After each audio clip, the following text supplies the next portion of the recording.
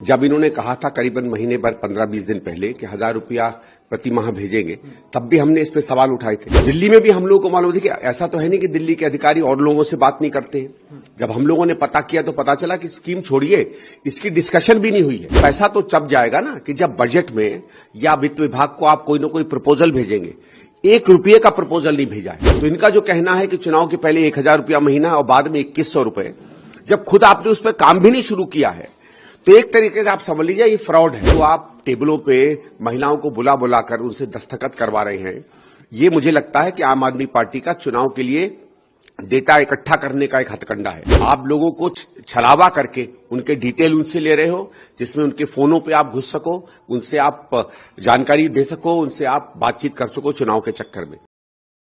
जब इन्होंने कहा था करीबन महीने भर 15-20 दिन पहले कि 1000 रुपया प्रति माह भेजेंगे, तब भी हमने इस पे सवाल उठाए थे।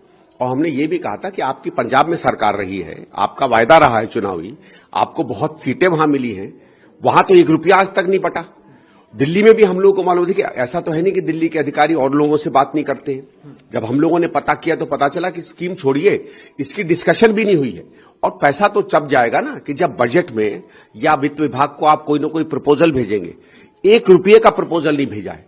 तो इनका जो कहना है कि चुनाव के पहले 1000 रुपया महीना और बाद में 2100 रुपए, जब खुद आपने उस पर काम भी नहीं शुरू किया है, तो एक तरीके से आप समझ लीजिए ये फ्रॉड है। जो आप टेबलों पे महिलाओं को बुला बुलाकर उनसे दस्तखत करवा रहे हैं, ये मुझे लगता है कि आम आदमी पार्टी का चुनाव के लिए डेटा इकट्ठा करने का एक हथकंडा है। आप लोगों को छलावा करके उनके डिटेल उनसे ले रहे हो, जिसमें उनके फोनों पे आप घुस सको, उनसे आप जानकारी दे सको, उनसे आप बातचीत कर सको चुनाव के चक्कर में। क्योंकि जैसे आपने कहा कि जो विभाग इन चीजों को देगा, उस विभाग को ही अगर जानकारी नहीं है, दिल्ली सरकार को जानकारी नहीं है, और ये तो इतना बड़ा 12, 15, 16 हजार करोड़ का जो खर्चा इसमें है, वो जब तक ऊपर के स्तर पर पास नहीं होगा, उसमें 2 रुपया भी आवंटन नहीं हो सकता है। हम लोग जो बार बार कांग्रेस से कह रहे हैं कि ये एक तरीके से फ्रॉड रहा है, फर्जी मामला रहा है, झूठ है ये पूरी महिला योजना, ये बात सिद्ध हो जाती है।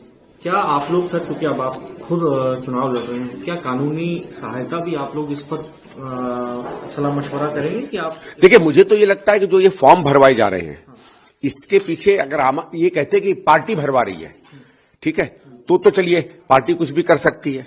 लेकिन अगर आप उसके पीछे ये सहारा दे रहे हैं या ये एक मैसेज दे रहे हैं, संदेश दे रहे हैं कि ये सरकारी फॉर्म हम भर रहे हैं, तो 420 ही है। अब पता नहीं वो नया जो क्या आया है कानून में, उसमें 420 का क्या वो होगा, ये तो नहीं मालूम। जैसे हम लोगों की भाषा में कहा जाता है, ये तो 420 ही है सीधे। और मैं तो चाहूंगा अब जब से ये पता चला है कि कोई न कोई दिल्ली का नागरिक इन लोगों पे 420 का केस करे। सर,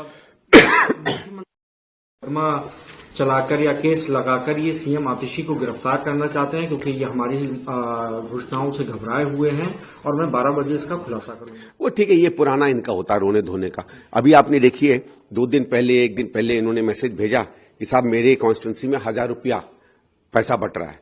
तो आप भी तो 1000 रुपए की प्रॉमिस कर रहे हो ना, आप भी तो उसी तरीके का लालच दे रहे हो ना। और कौन सा बट रहा भाई, आप प्रूफ दीजिए। ये थोड़ी है कि कोई कहानी आ जाती है आप उसको तथ्य बनाकर सामने कर दें। और ये ठीक है, मुझे गिरफ्तार कर रहे हैं, उनको गिरफ्तार कर रहे हैं, ये इनका पुराना चिर परिचित तरीका है। जब आदमी को अपने काम पर भरोसा न हो, क्योंकि देखिए ये अपने 10 साल के काम का कहीं भी उल्लेख नहीं कर रहे, कहीं भी उसका बखान नहीं कर रहे। जब आपको अपने 10 साल का जो लोगों के बीच में आपकी सरकार का अनुभव रहा है, उस पर आपको अगर वाहवाही नहीं मिलेगी, तो फिर आदमी ये दाएं बाएं बातें करता है। सर, दिल्ली में जेडीयू भी अब मैदान में उतरी हुई है, हालांकि बीजेपी के साथ है, और आरोप लगा रही है आम आदमी पार्टी पे कि कोविड के टाइम पर इन लोगों ने हमारे लाखों बिहार के लोगों को नोएडा बॉर्डर से उन्हें भागना पड़ा, कोई व्यवस्था नहीं की गई। आपको लगता है कि देखिए ये जो उनकी इल्जाम है, ये तो सही है।